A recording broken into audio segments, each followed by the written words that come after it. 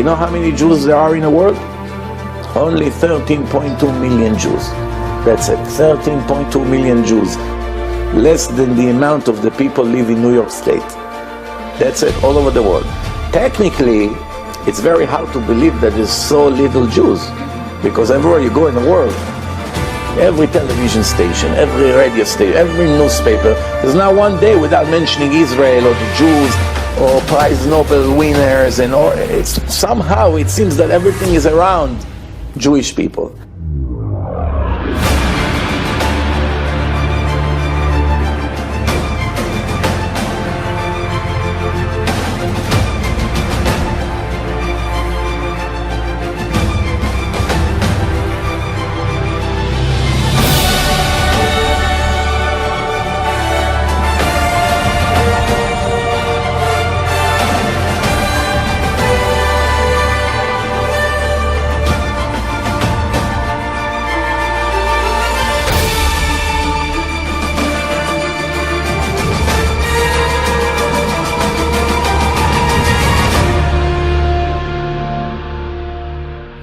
You go to some places, I met few primitive or ignorant Gentiles who doesn't know so much about the world, and they thought Israel is an empire the size of Russia in their mind. From what they heard about Israel, everywhere Israel, they thought it's probably like Germany, like Russia, like United. They didn't understand it's a tiny country the size of New Jersey, and now even smaller. So it's very hard to understand what's happening here. So now we have to answer this question, where all these Jews are gone. The answer is that we are different than all the other nations, because when God gave us the Torah, which applies to other Gentiles as well, Christian, Muslims, they all adopted the Torah as the truth of God. No one denied that the Jews received the Torah in Mount Sinai in front of millions of witnesses. They just come and try to make a turn to their direction and say that God gave another book. After he got tired of the Jews, he decided to give the New Testament or the Quran, and he nominated another prophet. But that's nonsense, because the Torah said that God will never ever annul the covenant that he made between him and the Jewish nation. Why? He promised, he swore to Abraham, Yitzchak and Yaakov, to Abraham, Isaac and Jacob, he swore to them that he will never replace their descendants with any other nation. Therefore, whether we are righteous, whether we are wicked, whether we deserve to live, whether we don't deserve to live, the agreement is an agreement. If I swore, it's like a handshake. If I sign my personal guarantee, I gotta keep my word. The number one problem of the Jewish nation today in the world, intermarriage. The Torah says that every Jew is a guarantor of the other. Kol Israel arevim ze lazeh. Every day, more than 30 Israelis marry Goyim in New York alone. Every day. This is what they know. Not everything is reported. So maybe double or triple. What about American Jews? What about Spanish Jews? What about all over Europe? If you go, for instance, to a place like Las Vegas, I've been there a few times, they claim that there's tens of thousands of Jews. You cannot recognize one of them on the street. There's no way to recognize them. There's not even one symbol that makes them belong to the Jewish nation. They themselves have no idea even what holidays are, what Shabbat is, what Tefillin is. Most of them never had bar mitzvah, nothing whatsoever. It's already 2, 3, 4 generations that are already 100% like Goyim. Who knows what is the main reason that caused many Jews marry other nations, even though Hashem warned about it a few times in the Torah, very strict warnings? Who knows what is the cause? What's the main reasons why so many Jews are violating one of the most important laws of the Torah? What caused so many people to ignore this order? What do you think is the main reason? Let me start actually from the end to the beginning. If we review the Torah, we find that there's an obligation for every Jew to respect every human being, even non-Jews. Everything derogatory or negative that was said about the Gentiles from the time the Torah was given until now, 3,322 years, from then to now, especially in the time of Chazal, our sages about 2,000 years ago, were only to the idol worshippers and to the murderers Gentiles. Those anti-Semites such as the Nazis, some of the Arabs, that all they care about is to destroy the Jewish nation. The Torah told us, someone who comes is on the way to kill you, you have the right to kill him first.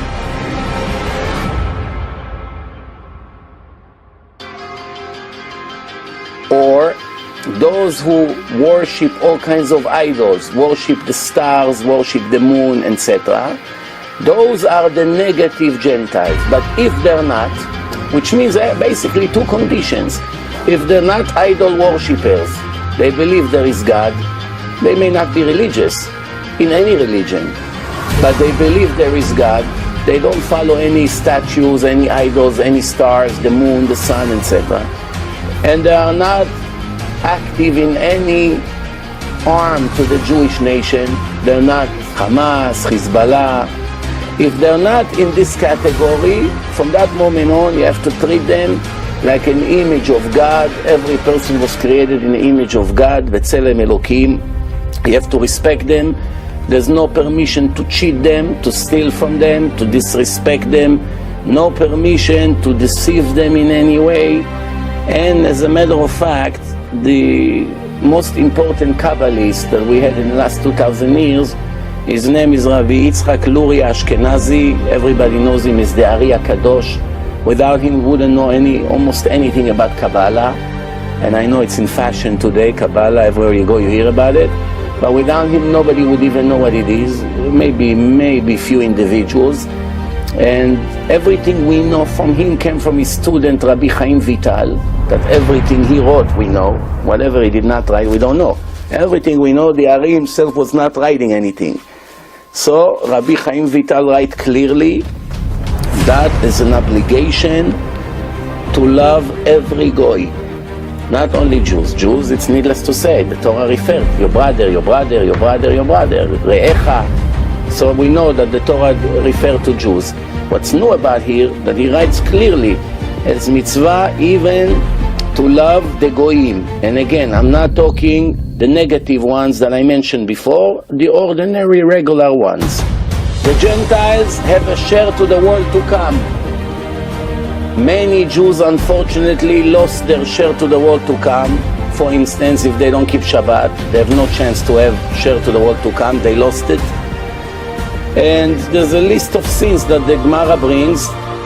When does a Jew lose his share that he was born with, but he loses it to the world to come? And believe it or not, there are many Gentiles, some of them have nothing to do with Jews, nothing. They hardly know what Jews are. They live in the other side of the world, but they keep the 7 law. Those are the Gentiles who has a share to the world to come.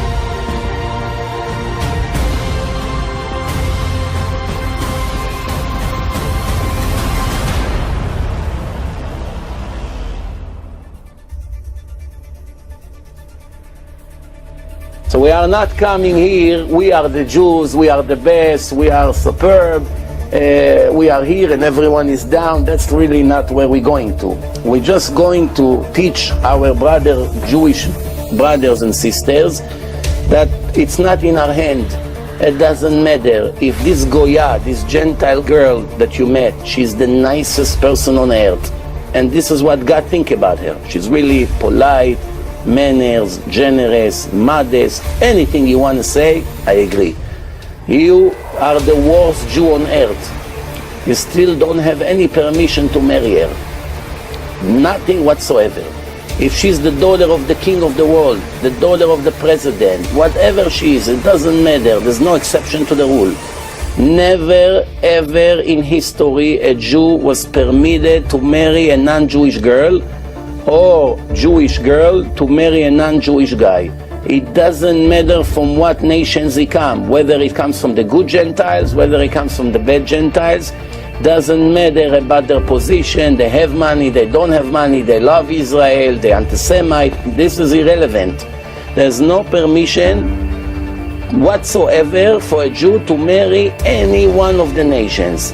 When Hashem chose the Jewish nation to be his children, thanks to Abraham, Yitzchak and Yaakov, the condition of the covenant that he made with the Jewish nation, which apparently it's us, is that we have no permission to marry any other nation.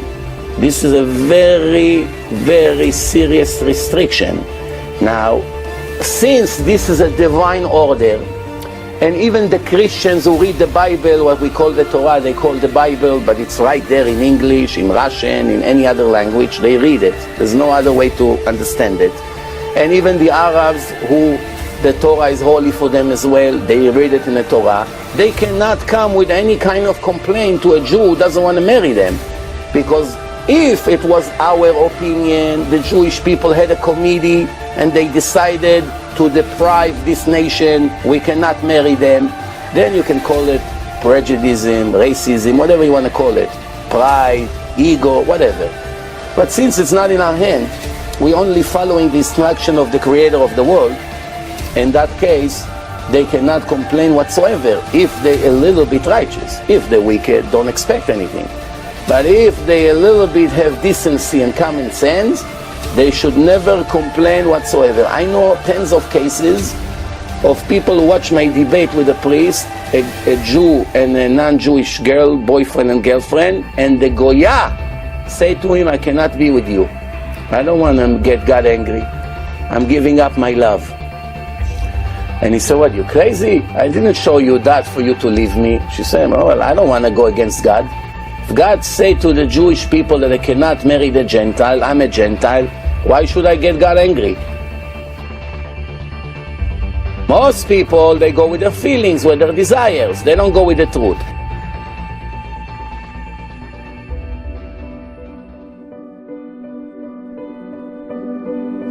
We have to still put things in the right perspective. Why? A Jew, after he was chosen by God, and Hashem elevated us from 7 laws that we have to keep to 613. And he blessed us.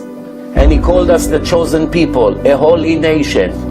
And he made the eternal covenant with us. And he gave us the Torah and the Shabbat. We became a lot more precious than any other Gentile in the world. Where does it say it in the Tanakh? Let me read it to you. Hashem said like this, En goim kamar midli. This is a warning to the Jews who try to become non-Jews, who try to pretend that they are not Jews in their names, in their behaving, in their clothing, in their jobs.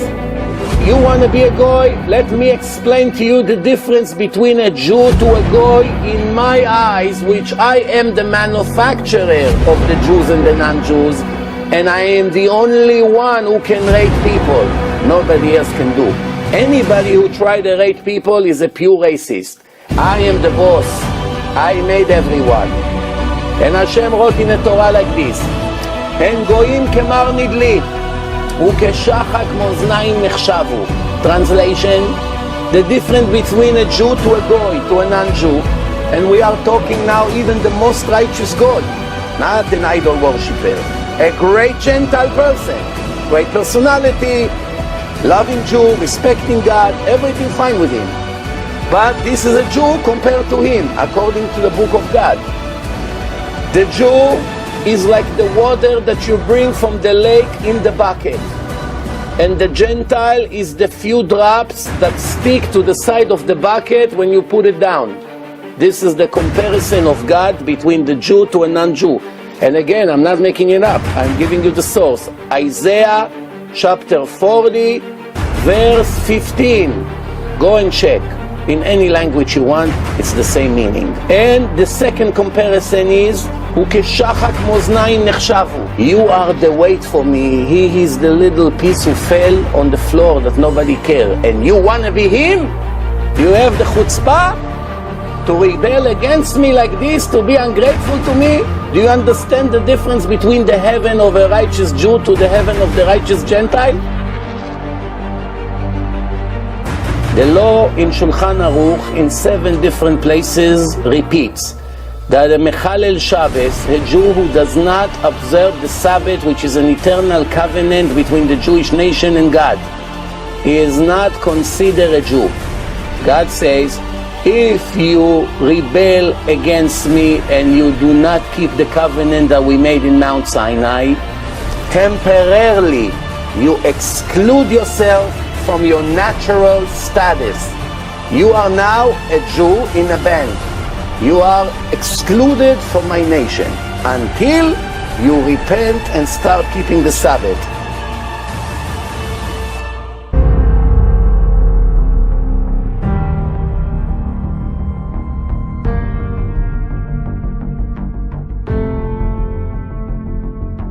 A Jew who held relation with a non-Jewish female.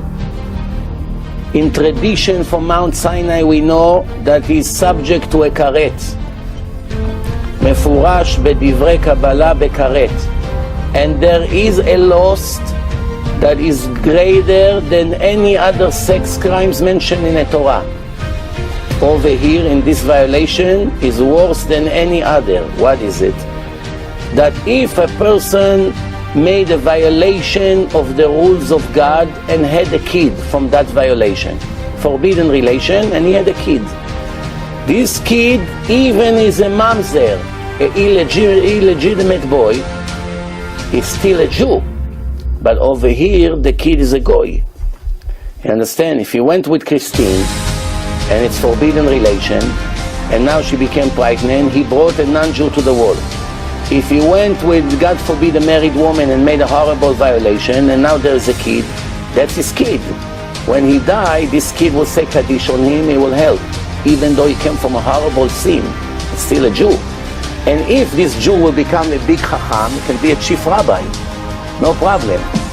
But if his son from Christine will know the whole Torah by heart, he won't benefit him in any way. Nothing whatsoever.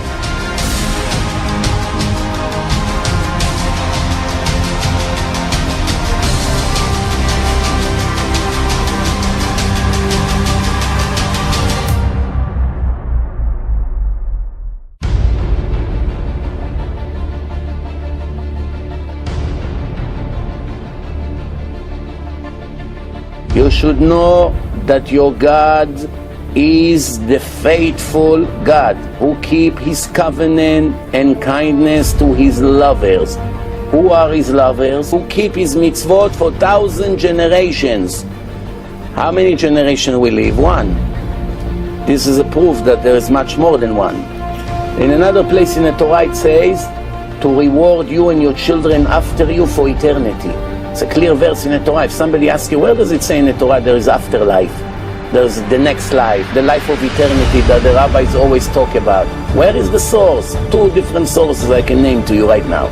Lecha ulevanecha ad olam, to you and your children for eternity. That's clear. You don't need explanation for that. Le'ativcha be'acharitecha, to reward you in your end.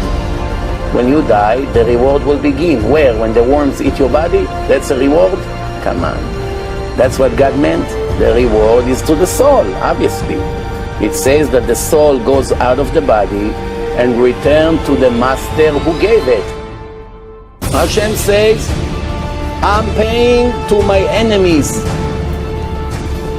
cash to their face for the little that I owe them, to destroy them. I will not delay the reward. I will pay them instantly. Since I want to get rid of them, I don't want to do anything with them in a life of eternity, and they do some good things in their life here and there, I must pay them in the temporary world right here, that when they come to me to the trial, they cannot claim for any reward. Everything they want, they already got. That's why never be jealous with a wicked person, a Jew or a goy, that has plenty of money and assets. Because if you only knew where they ended up after their life, believe me, you wouldn't be jealous with them 1 second. So the answer is, you be righteous for this temporary life, which is like a blink of the eye before you realize it's over, and then you cash on your righteousness for eternity. Eternity means endless. Billions of years is not even the beginning. Or God forbid to lose it. Depend on your choices.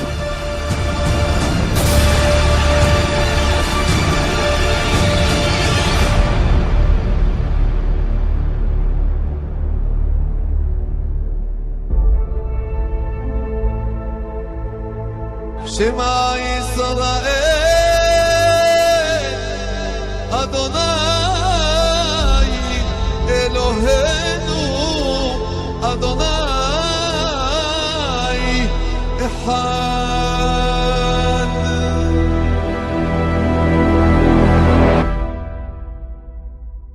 אדוני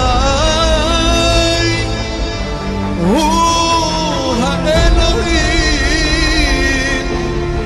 אדוני הוא האלוהים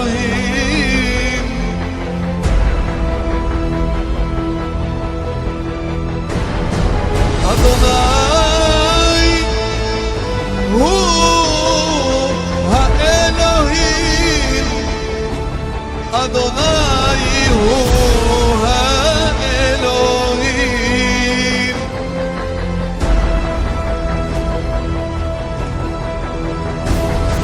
אדוני מלך אדוני מלך אדוני